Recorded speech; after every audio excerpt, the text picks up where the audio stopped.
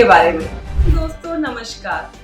तो आज हम बात करेंगे सद्दाम हुसैन के बारे में। सद्दाम हुसैन एक कंट्रोवर्शियल और खतरनाक लीडर जिनकी लीडरशिप के बारे में आज भी पूरी दुनिया में बात होती है। जहां एक तरफ लोग इन्हें रूथलेस डिक्टेटर के नाम से याद करते हैं तो दूसरी तरफ इराक में कुछ लोग इन्हें सेवियर मानते हैं। सद्दाम के रूल के दौरान केवल इराक में ही नहीं बल्कि पूरे मिडिल ईस्ट में बहुत कुछ बदल गया था, जिसके कारण वो इराक में ही नहीं बल्कि पूरी दुनिया में बहुत मशहूर हो गए। तो आइए जानते हैं आज इस वीडियो में सद्दाम के प्रेसिडेंट से प्रिजन तक के सफर के बारे में कि कैसे एक छोटे से घर से आने वाले लड़के ने पूरे मिडिल ईस्ट की पॉलिटिक्स को बदल के रख दिया। सद्दाम के रूथलेस बनने की कहानी इनके बचपन से ही शुरू हो गई थी। इनका जन्म एक अल-लफ्जा नाम के गांव में हुआ था। देखिए, इनके पैदा होने के बाद ही इनकी माँ इनको टेम्परेरी छोड़ के चले गई थी, जिसके बाद इनके मामा ने इनको अपने पास रखा, उन्होंने इनको पाला था। सद्दाम के मामा का नाम खैरुल्लाह तलफा था, जो कि एक रिटायर्ड सोल्जर थे और नेशनलिस्टिक व्यूज रखने वाले इंसान थे। उन्होंने सद्दाम को बचपन से एक बड़े प्रोटेक्टिव एनवायरनमेंट में रखा, साथ ही उनके अंदर इराक और अरब के नेशनलिज्म के जज्बे को कूट के भर दिया, जिसके कारण शक्ति और पावर के मायने वो बचपन से ही समझने लग गए थे और इसकी तरफ अट्रैक्ट होने लग गए थे। देखिए, सद्दाम का बचपन वैसे भी बहुत ब्रूटल था। वैसे तो वो बहुत गरीबी में रहते, जिस गांव में रहते थे वो काफी पिछड़ा हुआ था, जिस कारण वो कभी फैमिली या सोसाइटी में अपने आप को कभी सिक्योर फील नहीं करते थे और इस कारण वो अलग अलग रहने लग गए थे और इसी कारण वो एक अलग ही इंसान बन गए। लेकिन सद्दाम ने 1957 में पॉलिटिक्स में कदम रखा था, जिसके बारे में हम बात इस वीडियो में आगे करेंगे। देखिए, सद्दाम का पॉलिटिकल करियर तो कॉलेज लाइफ से ही शुरू हो गया था, जब उन्होंने बगदाद यूनिवर्सिटी ज्वाइन की, वहां पे लॉ की पढ़ाई शुरू करी, साथ ही इराकी नेशनलिस्ट ग्रुप्स और साथ में बाथ पार्टी ज्वाइन करी, जो कि इराक को मोनार्की से निकालने और उसको रिपब्लिक बनाने के लिए लड़ रही थी। ये बाथ पार्टी थी जो सद्दाम के आगे के सफर का मुख्य रास्ता बन गई थी। सद्दाम कॉलेज में अपने सिर्फ 20 साल की उम्र में बाथ पार्टी उन्होंने ज्वाइन कर ली थी। ये पार्टी एक सोशलिस्ट और नेशनलिस्ट पार्टी थी इराक की। इस पार्टी का काम यूनिटी और सोशलिज्म को प्रमोट करना था। इस पार्टी का एम इराक को एक पावरफुल और रिपब्लिक देश बनाने का था। जैसे ही सद्दाम इसमें शामिल हुए, उन्होंने अपने आप को पॉलिटिक्स के रूप में अग्रेसिवली प्रूव करने की पूरी कोशिश की। देखिए, उनको बचपन से ही पावर से अटैचमेंट थी, साथ ही वो इराक की पॉलिटिक्स में अपने लिए एक मजबूत पोजीशन बनाना चाहते थे। 1959 में सद्दाम ने पहली बार एक पॉलिटिकल मूवमेंट में हिस्सा लिया, जिसमें कि उन्होंने उस टाइम के prime minister general Abdul Karim Kazim के अगेंस्ट एक असैसिनेशन प्लान किया, जो कि असैसिनेशन अटेम्प्ट पूरी तरह फेल हो गया था। उसके बाद सद्दाम को इराक से भागकर इजिप्ट में छुपना पड़ा था, लेकिन इस अटेम्प्ट ने सद्दाम को फियरलेस और एम्बिशियस लीडर के तौर पे सबके सामने एस्टैब्लिश कर दिया था। इसके बाद सद्दाम को कुछ समय के लिए इजिप्ट में रहना पड़ा, बट इस सब का उनके पॉलिटिकल करियर पे बिल्कुल फर्क नहीं पड़ा और 4 साल बाद 1963 में सद्दाम वापस आए और अगले 5 साल में उन्होंने अपनी पार्टी के सबसे स्ट्रॉन्गेस्ट मेंबर्स के साथ अपना रिलेशन बहुत स्ट्रॉन्ग कर लिया। उसके साथ इराक की मोनार्की के राज्य को पूरा खत्म कर दिया। इसी के साथ उनकी पार्टी पावर में आ गई। सद्दाम ने इस कूप में एक बड़ा इंपॉर्टेंट रोल प्ले किया था, साथ ही उनको एक पावर का टेस्ट मिल चुका था। अब इस पावर के लालच ने उनको पावर पाने के लिए और लालची बना दिया था और यहाँ 1968 कूप ऑर्गेनाइजेशन में एक क्रूशियल रोल की वजह से सद्दाम और ज्यादा इन्फ्लुएंशियल हो गए थे और इसके बाद सद्दाम ने पार्टी में अपना डोमिनेंस एस्टैब्लिश करना शुरू कर दिया था, जिसके बाद उनको इनाम के तौर पे वाइस प्रेसिडेंट का टाइटल मिला। वैसे तो ऑफिशियल प्रेसिडेंट इराक के अहमद हसन अल बकर थे, बट पार्टी और गवर्नमेंट में उनसे ज्यादा कंट्रोल सद्दाम का था। पार्टी में सद्दाम के खिलाफ खड़े होने वाला कोई लीडर मौजूद नहीं था। पार्टी के अंदर सद्दाम का पॉलिटिकल स्टाइल बहुत यूनिक था। अब अपनी पॉलिटिकल पावर बढ़ाने के लिए सद्दाम हुसैन ने अपने मेंबर्स को, अपने करीबी लोगों को गवर्नमेंट और पार्टी के टॉप पोजीशंस पे धीरे धीरे बिठाना शुरू कर दिया। जो भी सद्दाम के खिलाफ खड़े होने की कोशिश करता था उसको एलिमिनेट कर दिया जाता था। उसके बाद अपने कंट्रोल और अपनी पकड़ अच्छी मजबूत करने के लिए सद्दाम ने इंटेलिजेंस एंड सिक्योरिटी सर्विसेज को अपने हाथ में ले लिया, जिससे वो किसी भी ऑपोजिशन को आसानी से कंट्रोल कर सकते थे। जहां एक तरफ सद्दाम अपनी पावर बढ़ा रहा था, वहीं दूसरी तरफ वाइस प्रेसिडेंट बनने के बाद सद्दाम ने इराक में काफी सोशल एंड इकोनॉमिक रिफॉर्म्स किए। इनका मेन रोल ये था कि इराक को इंडिपेंडेंट और मॉडर्न बनाया जाए। सद्दाम ने इराक की ऑयल इंडस्ट्री को भी नेशनलाइज किया, जो कि इराक की इकोनॉमी के लिए भी काफी अच्छा टर्निंग पॉइंट साबित हुआ। ऑयल इंडस्ट्री से जो भी प्रॉफिट आया उसे डेवलपमेंट और इंफ्रास्ट्रक्चर में भी लगाया गया। ये काम करके सद्दाम ने इराक के आम लोगों में भी अपनी पॉपुलैरिटी बढ़ाई, जिसके बाद उन्हें वहां की पब्लिक का भी काफी सपोर्ट मिलने लगा। जहां एक तरफ वो रिफॉर्म कर रहे थे, वहां दूसरी तरफ अपने दुश्मनों के खिलाफ भी वो काफी स्ट्रिक्ट एक्शन ले रहे थे। वो किसी भी इंसान को अपने अगेंस्ट नहीं होने देते थे। ये उनका एक अथॉरिटेरियन अप्रोच था, जिससे वो अपनी पकड़ और भी मजबूत कर रहे थे।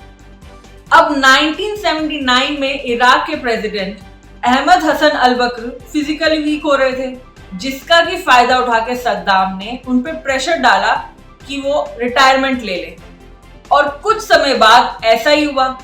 अब यहाँ पे इसके बाद सद्दाम हुसैन ऑफिशियली बन गए इराक के प्रेसिडेंट, और यहाँ से शुरू होता है सद्दाम हुसैन के डिक्टेटरशिप का दौर शुरू। अब यहाँ सद्दाम के प्रेसिडेंट के कुछ महीने बाद ही इराक के पड़ोसी देश ईरान में एक रेवोल्यूशन शुरू हुई। इस रेवोल्यूशन का नाम था इस्लामिक रेवोल्यूशन। अब आयात तो अल्लाह खुमैनी के अंडर ईरान एक इस्लामिक रिपब्लिक बन गया। अब इसने इराक के शिया मुसलमानों को बड़ा इंस्पायर किया। अब सद्दाम जो एक सुन्नी मुसलमान था, उसको यह अपने रूल के लिए बहुत बड़ा खतरा लगा, जिसके बाद खतरे को खत्म करने के लिए ईरान के वीक स्टेट को देखते हुए सद्दाम ने अटैक करने का फैसला किया। 1980 के ईरान के ऑयल रिच रीजन खुजिस्तान पे सद्दाम कब्जा करना चाहता था, जिसके चलते सद्दाम ने ईरान पे अटैक कर दिया।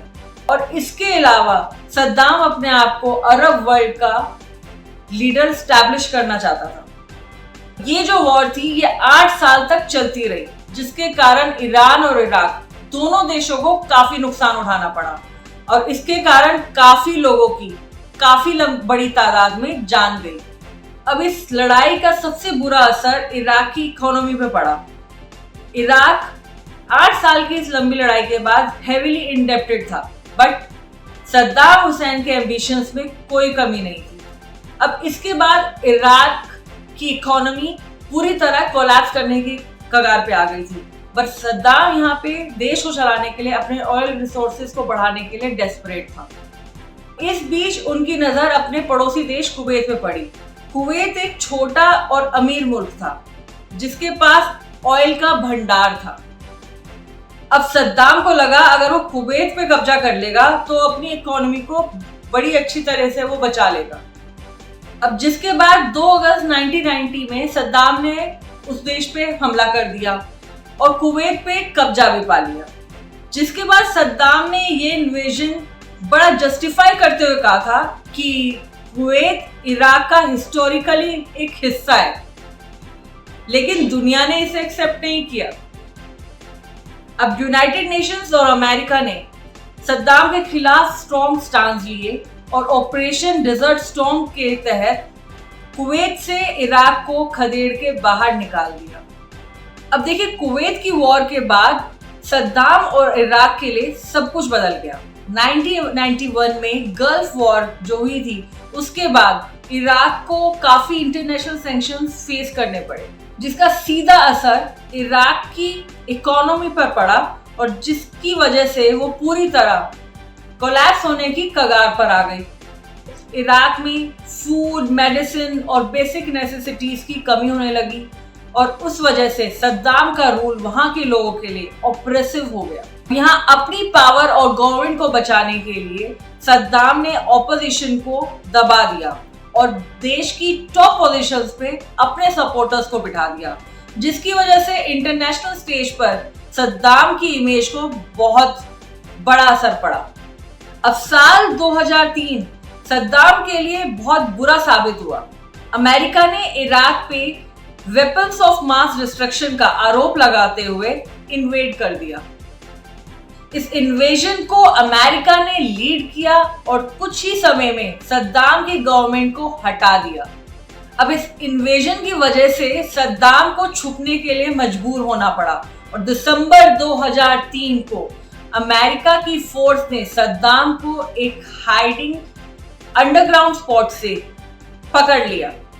अब 2006 में सद्दाम के खिलाफ इराक की एक कोर्ट में ट्रायल शुरू हुआ, जहां पूरी सुनवाई सुनने के बाद 30 दिसंबर 2006 को सद्दाम को गिल्टी पाया गया और उनको डेथ सेंटेंस की सजा सुना दी गई। अब सद्दाम की सिक्योरिटी में लगाए गए 12 अमेरिकन सोल्जर्स में से एक सोल्जर, जिनका नाम विल बैडन वर्पर था, उन्होंने अपनी book the prison in his palace में उन्होंने बयां किया कि सद्दाम आखिरी दिन तक इस उम्मीद में थे कि उनको फांसी की सजा नहीं मिलेगी, लेकिन जब सद्दाम को उनकी फांसी के बारे में बताया गया तो वो मायूस हो गए और फिर वो नहाने चले गए और उसके बाद वो फांसी के लिए तैयार होने लगे।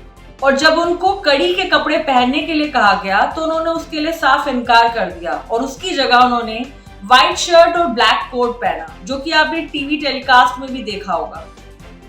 फांसी के फंदे के पास जज सद्दाम को सजा सुना रहा था, तब उनके हाथ में कुरान थी जो उन्होंने अपने एक दोस्त को देनी थी।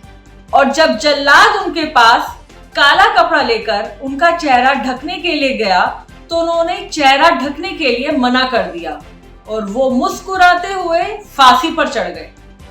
फांसी से पहले सद्दाम चिल्लाकर बोले, क्या आप इसे बहादुरी समझते हैं? जिसके बाद वहां मौजूद लोगों में से एक ने चिल्लाकर जवाब में बोला, जहन्नुम में जाओ। जिस पर सद्दाम ने, जो अपने दुश्मनों पर, जो अपने देश को तबाह करने का आरोप लगाते थे, उनको जवाब दिया, क्या वो जहन्नुम इराक है? और इन चंद लाइंस के साथ इराक के सबसे कंट्रोवर्शियल और खतरनाक लीडर के शासन का अंत हो गया। और ये थी सद्दाम हुसैन की पॉलिटिकल राइज की कहानी। एक श्रूड और फेयरलेस लीडर जो इराक पे कब्जा करने का सपना लेकर आया था और धीरे धीरे उसने अपने सारे सपने पूरे किए। और आगे की वीडियो में हम उनके डिक्टेटरशिप पीरियड और कंट्रोवर्शियल डिसीजंस के बारे में बात करेंगे। अगर आपको ये वीडियो पसंद आए तो लाइक एंड सब्सक्राइब जरूर करें and do press the bell icon.